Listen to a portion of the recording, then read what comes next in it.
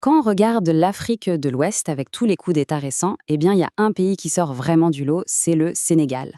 On le présente souvent comme un modèle de stabilité, mais attention, sa démocratie a vraiment failli basculer début 2024.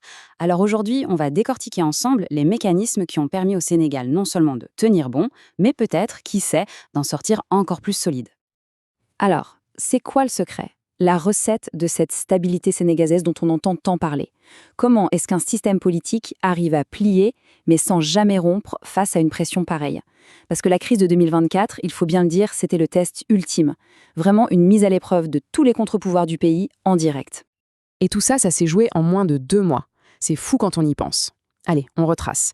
3 février, le président Macky Sall annonce le report de l'élection. Là, c'est le choc total. Mais attention, à peine 12 jours plus tard, le 15 février, bam, coup de théâtre. Le Conseil constitutionnel, la plus haute autorité judiciaire du pays, qui annule le report. Un mois s'écoule.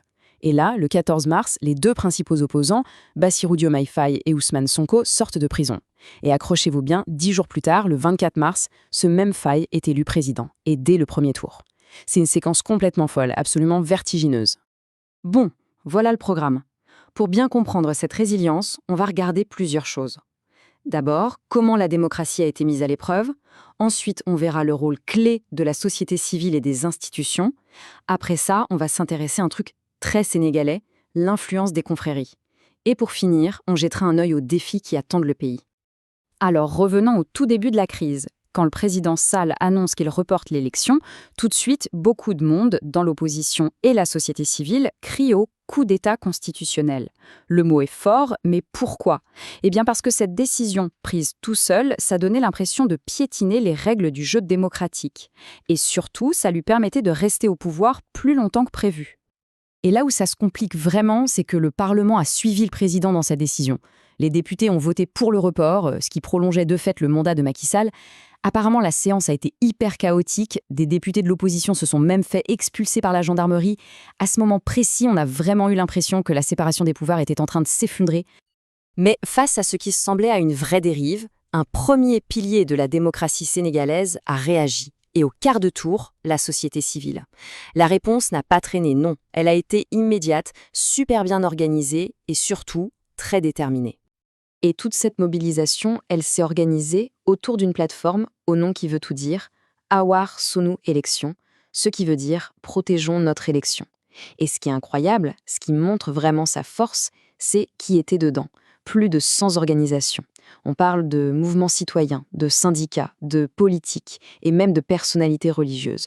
Tout ce monde-là a formé un front uni qui a mis une pression non-stop en organisant des manifs, même quand elles étaient interdites. Et attention, se mobiliser comme ça, c'était pas sans risque, loin de là.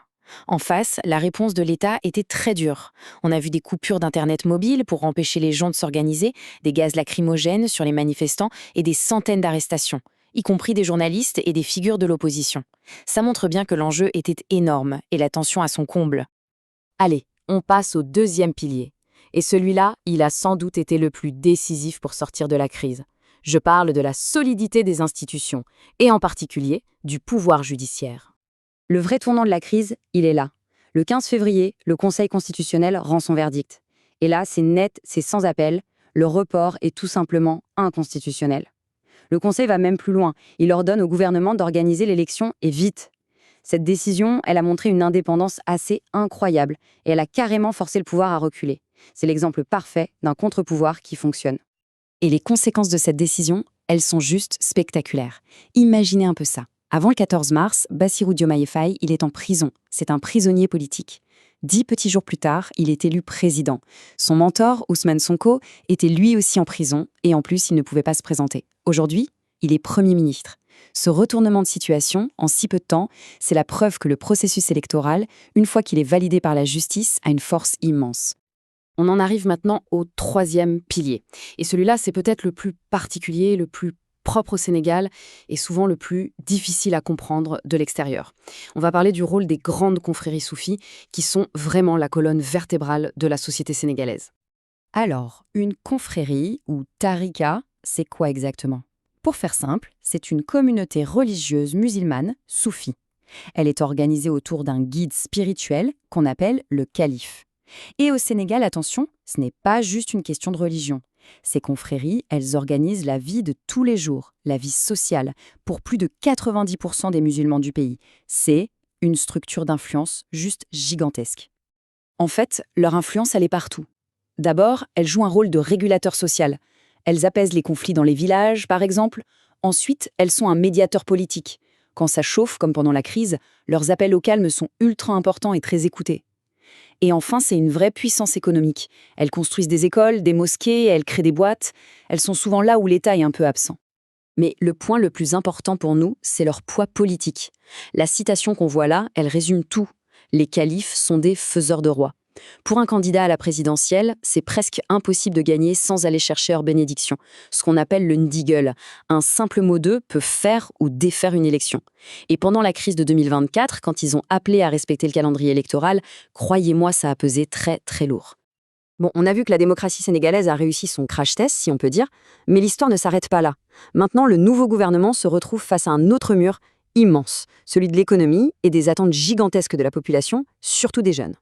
Et c'est là tout le paradoxe de la situation. D'un côté, on a une victoire magnifique pour la démocratie, c'est incontestable. Mais de l'autre, pour tous les jeunes qui ont voté pour lui, ce n'est que le début. Ce qu'ils attendent maintenant, c'est une vraie lutte contre le chômage, contre la vie chère, contre la corruption. Quelques chiffres, juste pour se rendre compte de l'énormité du défi. La dette publique, plus de 80% du PIB, c'est bien au-dessus des limites régionales. Le chômage, officiellement 20%, et ça touche surtout les jeunes. Et pour couronner le tout, un audit vient de montrer que le déficit budgétaire est bien pire que ce que l'ancien gouvernement avait dit. Autant dire que la marge de manœuvre est très très mince. Et si on regarde le commerce extérieur, on voit une autre fragilité. Le Sénégal dépend énormément des importations pour des choses de base, comme le pétrole ou les céréales. Ça veut dire quoi? Ça veut dire que dès que les prix mondiaux s'envolent, comme on l'a vu avec la guerre en Ukraine, tout le pays en subit les conséquences directes. Alors, face à tout ça, qu'est-ce qu'ils ont promis, les nouveaux dirigeants? Eh bien, des choses très ambitieuses. Priorité numéro 1, du boulot pour les jeunes. Logique, quand on sait qu'ils sont 75% de la population. Ensuite, la lutte contre la corruption. C'était vraiment le grand thème de leur campagne.